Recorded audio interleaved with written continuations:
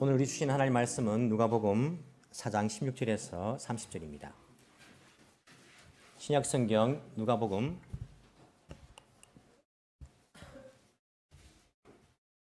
4장 16절에서 30절까지 말씀을 찾겠습니다.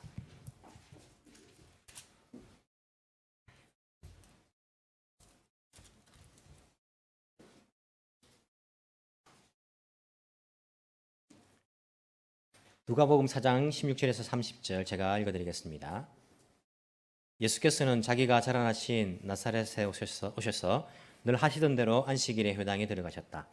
그는 성경을 읽으려고 일어서서 예언자 이사야의 두루마리를 건네받아서 그것을 펴시어 이런 말씀이 있는 데를 찾으셨다. 주님의 영이 내게 내리셨다. 주님께서 내게 기름을 부으셔서 가난한 사람에게 기쁜 소식을 전하게 하셨다. 주님께서 나를 보내셔서 포로된 사람들에게 해방을 선포하고 눈먼 사람들에게 눈뜸을 선포하고 억눌린 사람들을 풀어주고 주님의 은혜의 해를 선포하게 하셨다. 예수께서 두루마리를 말아서 시중드는 사람에게 되돌려 주시고 앉으셨다. 회당에 있는 모든 사람의 눈은 예수께로 쏠렸다. 예수께서 그들에게 말씀하셨다. 이 성경 말씀이 너희가 듣는 가운데서 오늘 이루어졌다. 사람들은 모두 감탄하고 그 입에서 나오는 그 은혜로운 말씀에 놀라서 이 사람은 요셉의 아들이 아닌가 하고 말하였다. 그래서 예수께서 그들에게 말씀하셨다. 너희는 틀림없이 의사야 내 병이나 고쳐라 하는 속담을 내게다 끌어대면서 우리가 들은 대로 당신이 가버나움에서 했다는 모든 일을 여기 당신의 고향에서도 해보시오 하고 말하려고 한다. 예수께서 또 말씀하셨다. 내가 진정으로 너희에게 말한다. 아무 예언자도 자기 고향에서는 환영을 받지 못한다. 내가 진정으로 너희에게 말한다. 엘리야 시대에 3년 6개월 동안 하늘이 닫혀서 온 땅에 기근이 심했을 때에 이스라엘의 과부들이 많이 있었지만 하나님의 엘리야를 그 많은 과부 가운데서 다른 아무에게도 보내지 않으시고 오직 시돈에 있는 사렙다 마을의 한 과부에게만 보내셨다. 또 예언자 엘리사 시대에 이스라엘의 나병 환자가 많이 있었지만 그들 가운데서 아무도 고침을 받지 못하고 오직 시리아 사람 나아만만이 고침을 받았다. 회당에 모인 사람들은 이 말씀을 듣고서 모두 화가 잔뜩 났다. 그래서 그들은 들고 일어나 예수를 동네 밖으로 내쫓았다. 그들의 동네가 산 위에 있으므로 그들은 예수를 산비랑까지 끌고 가서 거기에서 밀쳐 떨어뜨리려고 하였다. 그러나 예수께서는 그들의 한 가운데를 지나서 떠나가셨다. 아멘. 오늘 본문의 말씀을 보시면 고향 마을을 찾으신 예수님의 모습을 우리가 볼 수 있습니다. 예수님께서는 어디서 태어나셨습니까? 예, 어디십니까? 예수님께서 태어나신 곳은 베들레헴입니다. 베들레헴에서 태어나셨습니다. 하지만 예수님을 우리가 말할 때에 베들레헴 예수다 이렇게 말 안 하고 나사렛 예수다 이렇게 말합니다. 왜 그렇게 말합니까? 베들레헴에서 태어나기만 하셨지만은 사실은 모든 성장 과정은 어디에서? 나사렛에서 성장하셨기 때문에 사람들은 저 사람 베들레헴 출신 예수다라고 말하지 않고 나사렛 출신 예수다 이렇게 말했습니다. 즉 여러분들이 태어나기만 저 서울에서 태어나고 그리고는 아기 때에 부산으로 이사 와서 부산에서 부산말 배우고 표준말도 안 되고 뭐 그렇게 하면 어디 사람이라고 말합니까? 본인은 서울 사람이라고 우길지 모르지만은 사람들은 서울 사람이 아니라 부산 사람이다 이렇게 이야기하는 것 비슷합니다. 예수님께서 태어나기만 베들레헴에 태어나셨고 거의 성장하실 때에는 가장 많은 시간을 나사렛에서 사셨습니다. 공생애가 시작되시면서는 주로 어디에 거주하셨습니까? 가버나움에 예수님께서 거주하는 집이 있었습니다. 가버나움에 그렇게 집을 두고 머무시면서 그렇게 사역을 하신 것을 볼 수 있습니다. 이 시간에 나사렛에서 예수님께서 고향에 돌아오시는데 예수님의 행적을 보시면요. 예수님께서 사실은 얼마 전까지만 해도 나사렛에서 같이 있었습니다. 그렇지 않습니까? 계속 살다가 공생애가 시작되면서 어디로 갑니까? 세례 받으시러 가십니다. 유대 광야에 세례 요한이 있는 곳에 유대 지역이죠. 유대 지역에 요단강이 있는 곳에 가셔가지고 세례를 받으십니다. 세례 받고 예수님께서 뭐 하십니까? 40일 금식하십니다. 유대 광야에서 40일 금식하시고 그리고 난 다음에 마귀의 사탄의 시험을 받으십니다. 시험을 받고는 예수님께서 어디로 가시냐면 그때에 만났던 제자 한 4-5명 데리고 갈릴리 가나로 가십니다. 갈릴리 지방 다시 올라가셔가지고 가나에서 첫 번째 기적을 행하십니다. 표적이라고 하죠. 예수님을 메시아로 나타내는 표적이라 하죠. 그게 요한복음 2장에 나옵니다. 갈릴리 가나에서 물로 포도주를 만드시는 기적을 행하십니다. 자, 그 이후에는 예수님께서 유다 지방으로 다시 내려가십니다. 예루살렘으로 6월절을 맞아서 가셔가지고 뭐 하십니까? 성전을 청결하게 하십니다. 장사하는 사람들 다 몰아내고 성전을 깨끗하게 하시고 유대 예루살렘에서 여러 가지 일들을 행하십니다. 예수님의 소문이 그때 모여든 사람들에게 다 퍼져나갑니다. 그리고는 한 8개월 정도 있으셨습니다. 그리고 올라오십니다. 어디로? 갈릴리 지방으로. 올라오시면서 사마리아를 들르십니다. 사마리아 여인을 만나지 않습니까? 들르시고 그리고는 다시 갈릴리 지방으로 오셨습니다. 어디로 오십니까? 가나 지방 다시 오셨습니다. 가나에서 두 번째 표적, 지난주에 우리가 메시지를 들었던 왕의 신하의 아들을 고치십니다. 그리고는 예수님께서 고향 나사렛 마을을 방문하십니다. 방문하셨을 때에 거기에 예수님께서 어디를 가십니까? 나사렛에서? 저를 보지 마시고 성경을 보십시오. 예수님께서 어디로 가십니까? 나사렛에서 회당에 들어가셨습니다. 이런 회당은요 성전과는 다릅니다. 성전에서는 제물을 잡아서 제사를 드리는 것이 가능하지만은 회당은 제사를 드리는 것이 가능하지 않습니다. 이 회당이라는 것은 원래 바벨론 포로 기간 가운데에 생겨난 것이지 않습니까? 흩어진 유대인들이 유대인 남자 10명만 모여도 회당부터 지었다. 뭐 이런 이야기를 여러분 들어보셨을 것입니다. 그래서 회당을 지어가지고 매 안식일마다 성전에 못 가니까 회당에 모여서 말씀을 읽고 낭독을 하고 또 메시지를 듣고 찬양을 하는 그런 일들이 회당 가운데 있었습니다. 안식일 되면 늘 거기에 모였습니다. 예수님도 안식일이 되시자 회당에 들어가셨습니다. 이날 처음 회당 가셨을까요? 예수님께서? 그전에는 안 가시다가 이날 처음 가셨을까요? 저를 보지 마시고 성경을 보시기 바랍니다. 예수님께서 늘 하시던 대로 회당에 들어가셨다. 무슨 말입니까? 예수님은요 늘 안식일 되면 어디 가셨다고요? 회당에 가신 거예요. 늘 하시던 대로 회당에 안식일 날 들어가셨습니다. 우리가 늘 하던 대로 이게 굉장히 중요합니다. 여러분 지금도 이렇게 보면 프로 선수들 야구 막 프로야구 그다음에 골프 프로 골프 이 선수들은요 지금도 늘 하는 연습이 있습니다. 매일 하는 연습. 그죠? 아무리 프로가 되었지만은요 늘 배팅 연습 늘 합니다. 늘 프로 골프 선수들은 늘 스윙 연습 매일 하는 연습이 있습니다. 피아노 잘 친 사람들 매일 몇 시간씩 연습하는 게 있습니다. 이게 늘 하던 대로 하는 것 이게 돼야지 음악군 나리마스네 프로가 되는 것입니다. 잘할 수 있게 되는 것입니다. 늘 하는 것 없이 그냥 하루아침에 프로야구 선수 됩니까? 늘 하는 게 있어야지 잘할 수 있는 것 이게 기본적인 원칙이지 않습니까? 오타니 선수가 지금 유명하죠. 미국에서 유명한데 오타니 선수가 미국 가기 전에 일본 TV에 나온 적이 있습니다. 목사가 늘 TV 보는 거 아니고 제가 밥 먹다가 TV 틀어졌으면 이제 보는데 오타니 선수 나오더라고요. 오타니 선수의 연습표를 본 적 있습니까? 오타니 선수 연습표가 있습니다. 거기에 보시면요. 그 연습하는 게 정말 자세하게 그리고 매일매일 하는 연습이 거기 다 기록되어 있습니다.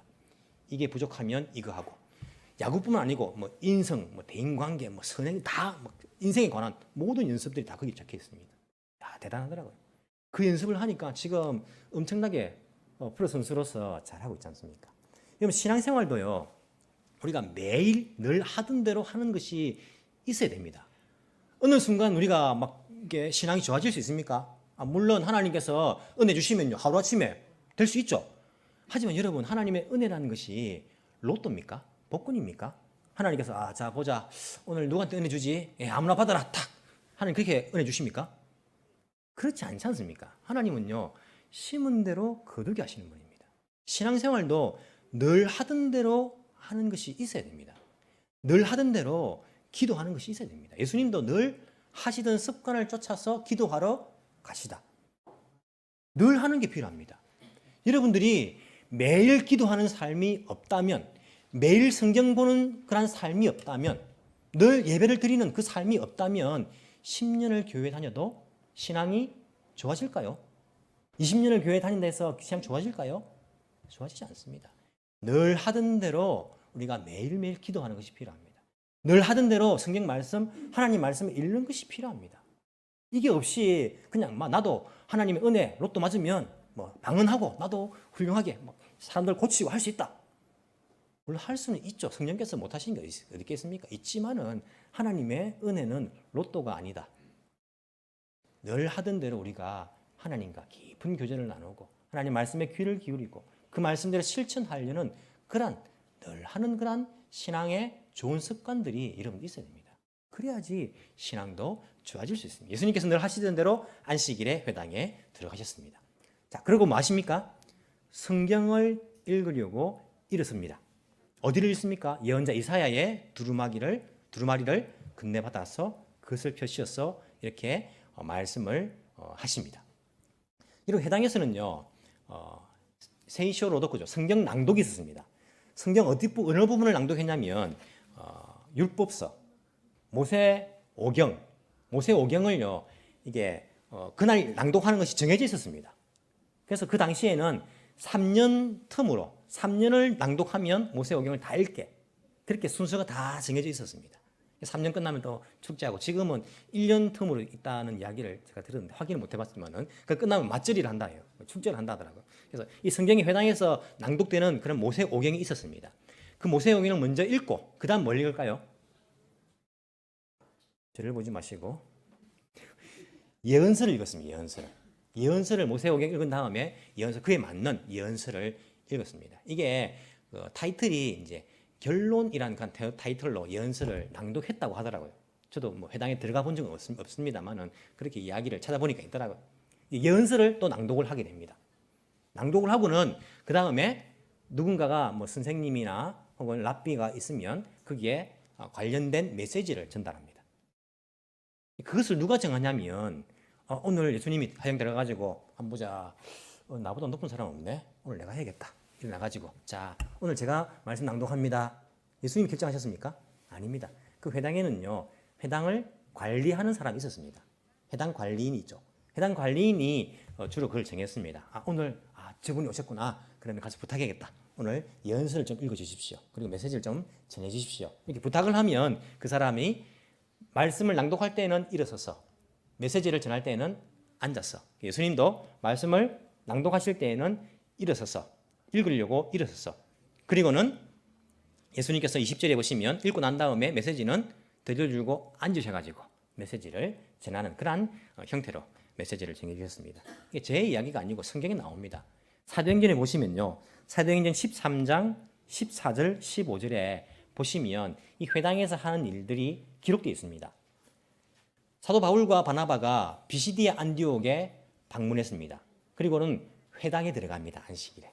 회당에 들어갔는데 어떻게 기록되고 있냐면 이렇게 기록합니다. 그들은 버가에서 더 나아가 비시디아의 안디옥에 이르러서 안식일에 회당에 들어가 앉았다.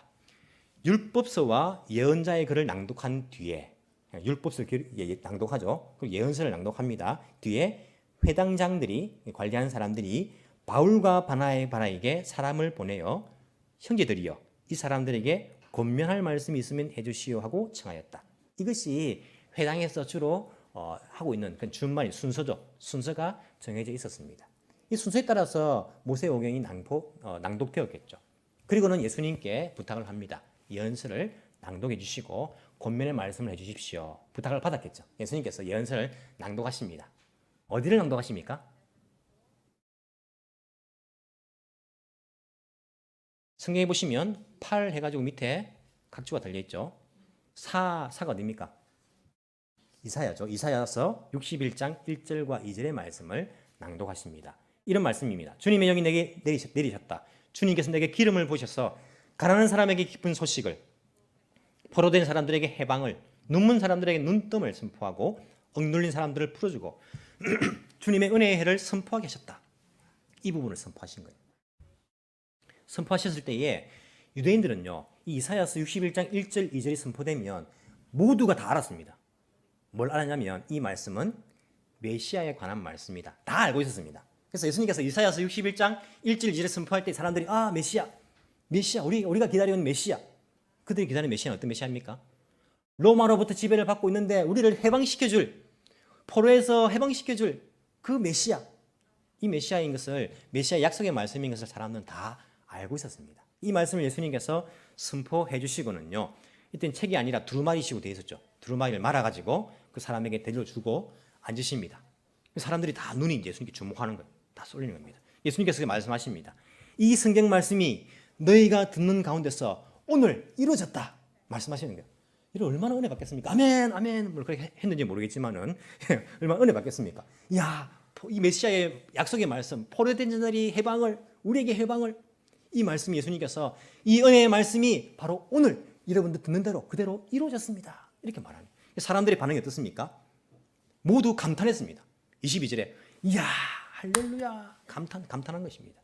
그리고 예수님 입에서 나오는 그 은혜로운 말씀에 놀랐습니다. 이야, 이 은혜로운 말씀. 놀라면서 감탄하면서 이 말씀이 오늘 우리에게 이루어졌구나 하면서 다들 놀랐습니다. 예수님 그 말씀에. 그리고는 즉시 어떤 반응으로 이어집니까? 이 사람은 요셉의 아들이 아닌가? 이렇게 말하는 거예요. 무슨 의미입니까? 야, 저 건너집에 사는 목수의 아들 그 예수 아이가 내 어릴 때부터 같이 놀았는데 소학교 같이 다녔는데 소학교 물론 없었지만은 같이 다녔는데 내 친구 아니가? 내 선배, 내 후배? 아니, 저 예수 아니가? 이렇게 사람들이 이야기하는 겁니다. 그 마음속에 내가 아는 사람이다 이런 마음입니까? 좀 무시하는 마음입니까? 이걸 어떻게 합니까? 어떻게 합니까? 여러분 똑같은 마음 먹은 적 있습니까? 무시하는 마음입니다. 왜냐하면 예수님의 그 다음 이야기를 들어보면 압니다. 예수님께서 그들의 속마음을 아시곤요 그렇게 이야기하는 거예요. 너희들 마음속에 틀림없이 의사야 내 병이나 고쳐라 하는 속담을 끌어대면서 우리가 들은 대로 가버나움에서 했던 그 기적을 여기에서도 해보시오. 그렇게 말하려고 하고 있구나 너희들 마음속에. 선지자는 예언자는 자기 고향에서 환영을 받지 못한다. 너희들이 나를 환영하지 않는다 이 말씀입니다. 무시하고 있다 이 말씀인 거예요. 사람들이 예수님을 무시하였습니다. 이런 일들이 여러분 자주 일어나죠, 그죠? 우리 교회를 거쳐간 선교사님들 계십니다. 선교사님들 여러분, 우리는 담임 목사님에 대해서는 좀 그래도 뭐 별 무시는 안 하는데 우리 교회 그냥 거쳐갔던 선교사님에 대해서는 조금 무시하는 마음들 없습니까? 저도 고향 교회에 있습니다. 고향 교회가 이제 부산에 가면 부산 서명교회 제 고향 교회 모교입니다. 가면 선배님들, 후배님들 막 있습니다. 선배님들이 보면 김 목사님 이렇게 안 하고 윤건아 이렇게 이름 부르면서 하시는 분들도 계십니다. 물론 친근감 있고 좋아요. 근데 무시해서 그렇게 하는 건 아닙니다. 하지만 고향 교회에 자기 교회 출신의 목회자를 부르는 교회가 사실은 잘 없습니다. 어릴 때부터 봐왔기 때문에. 저는 감사하게도 저희 고향 교회는요 저를 굉장히 존중해 줍니다. 어릴 때부터 제가 보았던 우리 권사님들 저보다 나이 차가 얼마나 합니까? 제가 꼬마일 때부터 저를 보시는데 그분들 저를 보면 어떻게 할까요? 목사님 꼭 그렇게 해주십니다. 그렇게 해주시니까 저는요 이렇게 하겠습니까? 저는요 아유 아닙니다 권사님. 더 사람이 겸손해집니다. 더 낮아지고 더 잘해야겠다 이런 마음 드는 거예요. 하여튼 이 예언자는 고향에서 무시당하는 경우들이 많이 있습니다. 예수님께서 그 말씀을 하신 거예요. 그리고는 엘리야와 엘리사 이야기를 하십니다. 여러분 엘리야와 엘리사는 언제적 사람입니까? 어디에서 예언 활동을 했습니까? 오늘 처음 듣는 이야기죠. 엘리야 엘리사 그죠? 너무 좋습니다. 여러분들 기억이 잘 못하기 때문에 제가 했던 말 또 하고 또 설교도 되고 예, 설교거리가 풍부합니다. 엘리야와 엘리사는요 남북으로 나눠져 있을 때에 남쪽 유대가 아니라 북쪽 이스라엘에서 활동한 선지자였습니다. 이런 그 당시에 북쪽 이스라엘은 어떤 상태였습니까? 하나님 보시기에 바른 선한 왕이 한 사람도 안 남았습니다. 그 말은 한 번도 하나님 앞에서 바르게 산 적이 없는 그런 때였습니다. 죄악이 가면 갈수록 관영해가지고 꽉 차가지고 하나님의 진노를 기다리는 심판을 기다리는 때였습니다. 그때에 아주 악독한 아합 왕 그때에 엘리사가 활동한 시대였습니다. 그 이야기를 예수님께서 나사렛 사람들에게 합니다. 너희들 잘 봐. 엘리야가 훌륭한 선지자인데 그 기근이 엘리야가 기도하니까 3년 반 동안 비가 안 오지 않습니까? 기근이 들었을 때에 수많은 이스라엘의 과부들이 있었다. 도움을 원하는 먹지 못하는 과부들이 있었는데 그 사람들에게 보냄을 받지 못하고 저기 시돈 땅에 있는 이방 땅에 있는 사렙다 과부 그 한 사람만 하나님의 은혜를 엘리야를 통해서 맛보았다. 엘리사 시대 마찬가지다. 수많은 문둥병 환자, 나병 환자가 있었는데 그 이스라엘 사람들은 아무도 고침받지 못했다. 저 시리아 지금 전쟁 나서 난리죠. 시리아에 있는 나만 장군 그 한 사람만 하나님의 은혜를 누렸다. 예수님 그 말씀을 나사렛 사람에게 하셨습니다. 무슨 의미일까요? 무슨 뜻일까요? 무슨 뜻일까요? 나사렛 너희들 하나님의 은혜를 맛보지 못한다 너희들. 너희들 신앙 엉터리다 엉터리. 다 잘못되었다. 이 의미 아닙니까? 이 의미입니다. 나사렛 사람들이 예수님의 이 말씀하시는 의미를 알았을까요? 몰랐을까요? 알았습니다. 성경 보시면 알았습니다. 그래서 어떻게 반응합니까? 화가 납니다. 화가요. 그냥 난 게 아니고 잔뜩 납니다. 이 강조의 말이 들어있습니다. 화가 잔뜩 났습니다. 화가 난 거예요. 뭐? 우리가 하나님 은혜를 누리지 못해? 우리가 다 엉터리라고? 우리 신앙이 다 가짜라고? 그리고는 어떻게 합니까? 예수님을 쫓아내버리는 것이 아니라 언덕에 데리고 와가지고 끌고 가가지고 산벼랑까지 끌고 와서 거기서 위로 불려했어요.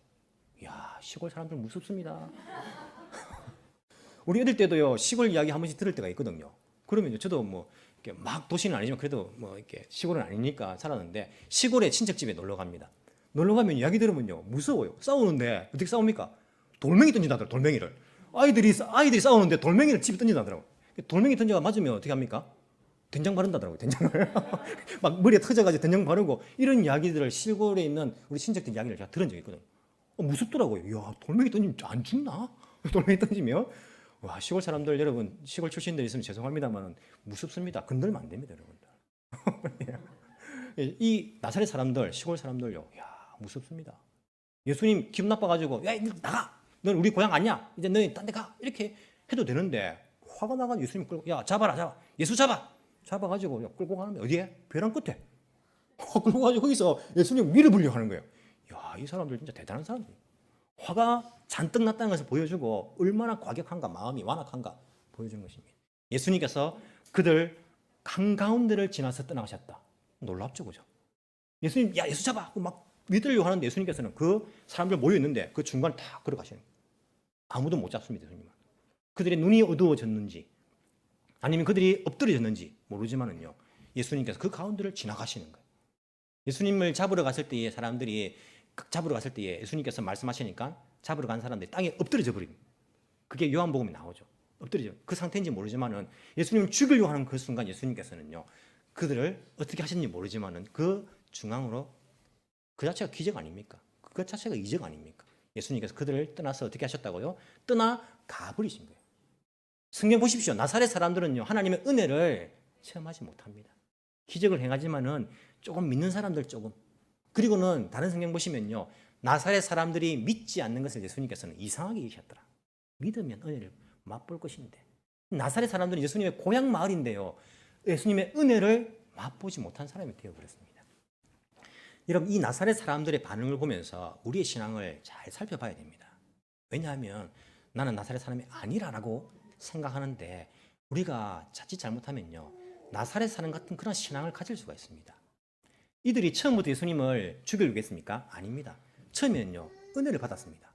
예수님께서 이사야 말씀을 선포하시는데 아멘, 이야, 은혜로운 말씀이다 감탄하면서 놀라면서 이 은혜의 말씀을 이야 받은 거예요.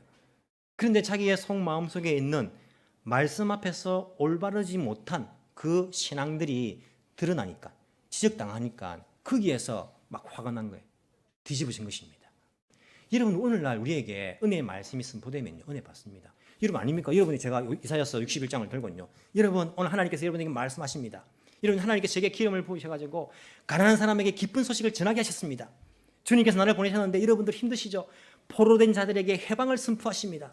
눈먼 자들에게 눈을 뜸을 선포하시고, 여러분 억눌려 있습니까? 여러분들에게 해방을 하나님께서 주십니다. 그 말씀이 오늘 이 자리에 여러분 가운데에 이루어졌습니다. 하면 여러분들 아멘 안 하겠습니까? 아멘 아멘 하지 않겠습니까? 오늘 얌전해가지고 점잖해가지고 안 하십니까? 그래도 기분 좋지 않습니까? 은혜의 말씀 선포되니까. 그리고 제가 즉시 말합니다. 그런데 여러분들의 신앙은요, 다 가짜입니다. 여러분들 은혜 못 받습니다. 이 말씀이 이루어졌지만요, 여러분 다 엉터리입니다, 신앙. 그렇게 신앙생활 해가지고는요, 하나님 은혜 누리지 못합니다. 이렇게 말하면요, 어떤 마음 들겠습니까? 저거 봐라, 목사님은 뭐 똑바로 하는가? 우리 보고 왜 저러지? 우리가 힘들게 살다 왔는데, 우리가 뭘 잘못했다고 교회 지금 잘 다니고 있구만. 목사님 그렇게 잘났습니까? 목사님 완벽합니까? 막 화가 날 거 아닙니까? 이 나사렛 사람처럼 우리가 반응할 수 있다는 겁니다. 이 사람들이 마음속에 저거 봐라, 왜 우리 그런 말을 하지? 이방 사람들만 은혜를 받았다고? 말도 안 되는 이야기를 하네. 그런 이야기들을 받을 수 있다는 거예요.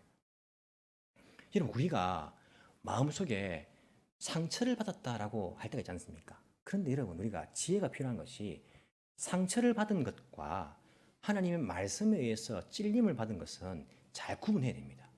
그 구분 안 하면요, 우리 신앙은 엉망이 되어버립니다. 상처받는 말은 어떤 것입니까? 아이, 집사님 살이 터질지 않네요. 뭘 잘 드시는가 봐요. 아, 집사님, 아이고, 참 얼굴이 참 자유분방하게 생기셨네요. 뭐 얼굴이 오늘 내일 하시네요. 뭐 이렇게 제가 이렇게 이야기하면 상처받는 말입니다. 그럼 뭐 외모 가지고 뭐 이렇게 이야기하고, 아, 집사님 학교 거기 나왔어요. 거기 안 좋은 학교인데, 뭐 심하게 똥통 학교인데, 뭐 이렇게 이야기했었고, 그러면 상처받지 않습니까? 아, 뭐 집사님처럼 그렇게 뭐 돈도 없는 사람 놀릴 게 필요 없는데, 막 이렇게 말하면 상처받는 겁니다. 이런 말은 상처받는 말입니다. 상처받는 말. 그런 말 제가 했다면 제가 여러분들한테 용서를 구해야 됩니다. 죄송합니다. 제가 농담을 했는데 너무 심하게 했습니다. 잘못했습니다. 용서를 구해야죠. 상처받는 말입니다. 하지만 하나님 말씀으로 찔림받는 말씀은요, 상처받았다고 하면 안 됩니다. 집사님, 기도하십니까? 기도 안 하면 안 됩니다. 하나님께서 기도해라 했는데, 기도를 쉬지 말라 했는데, 기도 안 하는 신앙은요, 올바른 신앙 아닙니다. 잘못됐습니다. 집사님, 성경 말씀 읽으십니까? 묵상하십니까? 하나님 말씀 읽지 않으면서 어떻게 하나님 말씀대로 실천할 수 있습니까? 말씀 읽지 않는 생활은 올바른 신앙이 아닙니다. 집사님, 헌금 생활 똑바로 하십니까? 성경에 나와 있는 대로 왜 그렇게 똑바로 못 하십니까? 목사님 또 돈 이야기 하십니까? 아니, 성경에 있는 이야기지 않습니까? 집사님, 그 말씀을 다른 사람들에게 전하십니까? 예수님께서 그렇게 귀하게 만방에 이르러 복음을 선포하라고 전해라고 말했는데 왜 안 하십니까? 그 신앙 잘못되었습니다. 그건 엉터리입니다. 교회 10년, 20년 다녔습니까? 다니면 뭐합니까? 성경적인 신앙이 아닌데 그 엉터리 신앙입니다. 이렇게 제가 말을 했다. 고칩시다. 그러면 어떻게 됩니까? 상처받았다. 안 그래도 힘든데 상처받았다. 딴 교회 가야겠다. 그러면 여러분들 신앙이 성장이 없습니다. 하나님 말씀에 의해서 우리가 받는 것은요, 말씀에서 찔림을 받는 것입니다. 내 생각하고 달라도, 내가 지금 하고 있는 습관하고 달라도, 내 경험하고 달라도, 내 현실하고 달라도 하나님 말씀이면 주님 잘못했습니다. 주님 그 말씀 따라가겠습니다. 주님, 제가 말씀에 순종하지 못했네요. 제 생활을 고치겠습니다. 내 삶을 바꾸겠습니다. 내 습관을 고치겠습니다. 내 생각을 뜯어 고치겠습니다. 주님, 그 말씀대로 내가 따라가겠습니다. 이렇게 반응을 보이는 것이 신앙적인 반응인 것입니다. 나사렛 사람들에게 너희들 은혜 받지 못해 그렇게 해가지고는, 이렇게 말했을 때 사람들은 엎드려서 예수님, 당신을 우리가 메시아인 것을 인정합니다. 우리가 어떻게 구원받을 수 있습니까? 주님, 우리를 불쌍히 여기십시오. 그 믿음을 보였다면 예수님께서 왜 나사렛에서 수많은 이적들을 하지 않았겠습니까? 우리가 상처받았던 말과 하나님 말씀에서 찔림을 받았다는 것을 잘 구분하지 못하면 우리는 그냥 내가 기분 나쁘니까, 내가 자존심 상하니까, 내 생각하고 다르니까 상처받았어, 지금 잘못되었어, 하나님 말씀을 무시하는 사람이 될 수가 있다는 것입니다. 말씀은 말씀이고 내 생활은 생활이고 내 생각은 내 생각이고 내 경험에 의하면 그 말씀은 그렇게 하면 안 돼. 예수님을 무시한 이 사람들처럼 우리는 말씀을 무시할 수가 있다는 것입니다. 그러면요, 주님 나사렛을 떠나가 버리십니다. 말씀이 여러분 가운데에 중심에 자리하지 못하면요, 하나님의 은혜가 여러분 가운데에 임할 수가 있겠습니까? 우리가 상처받았다는 말과 거기에 현혹이 되어서 하나님의 말씀에 상처받았다, 그래서 나는 다른 교회 갈래, 나 신앙생활 그만할래, 나 상처받았어, 나 이제 더 이상 교회 못 나가겠어, 이렇게 한다면 여러분들의 신앙은 나사렛 사람들의 신앙과 다를 바가 없다는 것입니다. 진정 주님의 말씀 앞에서 주님 말씀이 그렇다면 제가 순종하겠습니다. 나의 습관을 고치겠습니다. 내 생각을 바꾸겠습니다. 내 경험에 의하면 세상에 살려고 하면 이렇게 살아야 되는데 말씀이 그렇다고 하니까 주님 그거 포기하겠습니다. 이득이 되더라도 주님 포기하겠습니다. 아쉬워도 주님 눈을 감겠습니다. 교회가 멀어도 주님 제가 충성하며 나오겠습니다. 내 생활이 바빠도 주님 내가 헌신하겠습니다. 내가 입이 안 떨어져도 내 옆에 사람들에게 주의 말씀을 선포하겠습니다. 내가 가진 것이 없어도 굶주리는 형제 자매들에게 내가 그들에게 내 것을 가지고 먹이겠습니다. 이러한 반응이 예수님께서 기뻐하시는 반응인 것을 우리가 알아야 됩니다. 이것이 바로 신앙생활입니다. 내 마음대로 하는 것은요, 신앙생활 아닙니다. 그것은 사사시대입니다. 내 마음대로 하는 것은, 주님 말씀대로 우리가 순종하면서 갈 수 있는 것, 이것이 필요합니다. 제가 왜 이 말씀을 또 드리냐면, 최근에 저희 교회를 떠나가신 분들이 계십니다. 제가 참 마음이 아픈 거예요. 제가 생각을 해봤습니다. 내가 뭘 잘못했지? 주님 잘못했으면 용서해 주십시오. 내가 뭐 잘못했지? 윤리적으로, 도덕적으로 제가 잘못한 거, 여러분들 잘 모르시죠, 그죠? 마음속으로는 자명이 있겠지만은 뭐 제가 뭐 윤리적으로, 도덕적으로 세상의 법에 의해서 뭐 잘못한 게 있는 것도 아니고, 제가 교회 돈을 떼먹은 것도 아니고, 특별히 뭐 시험 들 만한 것도 없는 거. 우리 교회가 또 그렇다 해가지고 뭐 성경적이지 않은 교회입니까? 늘 성경적으로 우리가 교회를 세우려고 애를 쓰는 교회지 않습니까? 그럼에도 불구하고 왜 사람들이 주님 저를 떠나가지요? 예수님께서 제게 말씀하시더라고. 그래도 사람들이 너를 사층에 데리고 가가지고 밖에 떨어뜨리려고 하진 않지 않느냐. 주님께서 말씀하시더라고. 주님 그렇네요. 주님도 이런 일을 당하셨네요. 주님도 떠나가는 사람들이 많았네요. 그러면서 제자들에게 너희들도 가리렸느냐? 그렇게 말씀하신 주님의 말씀이 생각나더라고요. 아무리 사람들이 떠나간다 할지라도 우리가 하나님 말씀은요, 포기할 수 없습니다. 말씀에 의해서 찔림을 받아서 상처를 받아서 여러분들이 넘어진다 하면 어떻게 위로할 수가 있겠습니까? 괜찮습니다. 말씀 읽지 않아도 괜찮습니다. 바쁜데 말씀 읽을 시간이 있습니까? 그냥 막 교회 와도 괜찮습니다. 한 달에 4번 오는 거 힘들죠, 여러분. 교회 막 가끔씩 와도 괜찮습니다. 기도 안 해도 괜찮아요. 제가 기도할 테니까 여러분 기도하지 마십시오. 바쁜데 무슨 기도를 합니까? 괜찮습니다. 이렇게 말해주는 것이 정말 성도를 위한 마음일까? 아니면 기도하지 못하면 기도해야 됩니다. 말씀 묵상하셔야 됩니다. 예수님 사랑해야 됩니다. 주님 말씀대로 살아가야 됩니다. 힘들죠. 힘들어도 그렇게 하셔야 됩니다. 이렇게 말하는 것이 진정 내가 해야 할 일인가? 말씀을 포기할 수가 없습니다. 말씀대로 우리의 신앙이 나아갈 수 있도록 늘 말씀 앞에서는 우리 자신을 무릎 꿇고 순종할 수 있는 그러한 말씀 위에, 기초 위에 서 있을 수 있는 그러한 우리의 신앙들이 되기를 간절히 소망합니다. 기도드리겠습니다. 우리 함께 이 시간 마음을 모두어서 한번 우리의 목소리로 기도했으면 좋겠습니다. 주님 말씀대로 제가 순종하며 살아가기를 원합니다. 수많은 사람들이 은혜를 받을 수 있는 순간이 있었지만은 이스라엘 사람 가운데에 많은 사람들이 은혜의 그 순간을 놓쳐버렸습니다. 주님께서 내 삶을 중앙을 걸어서 내 삶을 피하여서 가버리시는 일이 없도록, 주님의 말씀을 무시하고 거부하는 그러한 모습이 없도록, 너무나도 비성경적이고 반성경적인 그러한 나의 삶 가운데서 주님 말씀으로 돌아설 수 있도록 주님 나를 이 시간 새롭게 하여 주옵소서. 말씀 앞에 100% 순종할 수 있는 그러한 믿음을 주님 나에게 허락하여 주옵소서. 내 생각 포기하고 내 경험 포기하고 내 현실 문제들 포기하고 주님 말씀이라면 모든 것 다 주님께 맡겨버리고 나아갈 수 있는 그런 믿음을 내게 허락하여 주옵소서. 우리 이 시간 말씀 생각하시면서 우리의 결단을 담아서 한번 기도하시겠습니다.